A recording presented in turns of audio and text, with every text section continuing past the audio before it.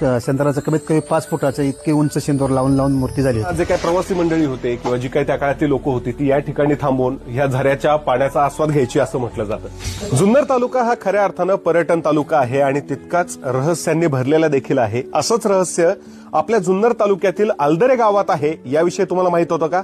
होय, मी आहे शिवजन्मभूमीचा भटक्या आकाश डावखरे आणि आज आलोय आलदरे या गावात। तर त्याचं झालं असं, जुन्नर तालुक्यात असणाऱ्या आलदरे गावाच्या उत्तरेला म्हणजेच लेण्याद्री डोंगराच्या कुशीत असणारं हे म्हसोबाचं जागृत देवस्थान आहे।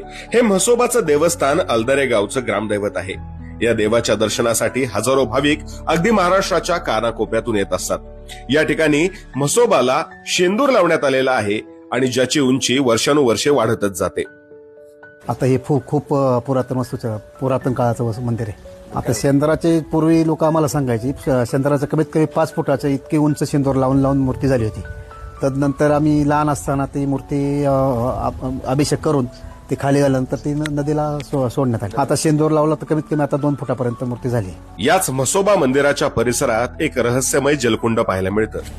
वा, खऱ्या अर्थानं फार चवदार असं पाणी आहे। शेकडो वर्षांपासून हा जो काही व्यापारी मार्ग होता, नाणेघाटापासून आनेमाळशेजपासून जो काही पैठणपर्यंत व्यापार व्हायचा तो याच मार्गाने व्हायचा। आणि मग जाताना जे काही प्रवासी मंडळी होते किंवा जी काही त्या काळातली लोक होती ती या ठिकाणी थांबून ह्या झऱ्याच्या पाण्याचा आस्वाद घ्यायची असं म्हटलं जातं। या कोपऱ्यात तुम्ही बघू शकता, इथं ही जी काही तुम्हाला धारकोर दिसते, इथून पूर्वी हे पाणी यायचं आणि त्यानंतर मग आता गावकऱ्यांनी एकत्रित येऊन या मंदिराचा देखील जीर्णोद्धार केला। इथं बांधकाम करून हे पाणी सुरक्षित या ठिकाणी केलं।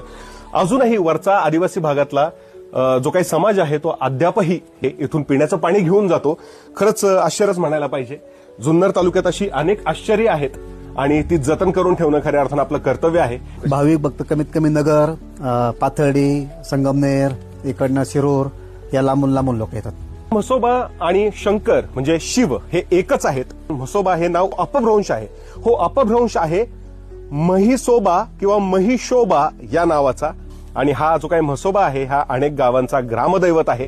त्याला शेताचं रक्षण करणारा, गावाचं रक्षण करणारा म्हणून पूजलं जातं आणि लांबून भाविक त्याच्या दर्शनासाठी येत असतात।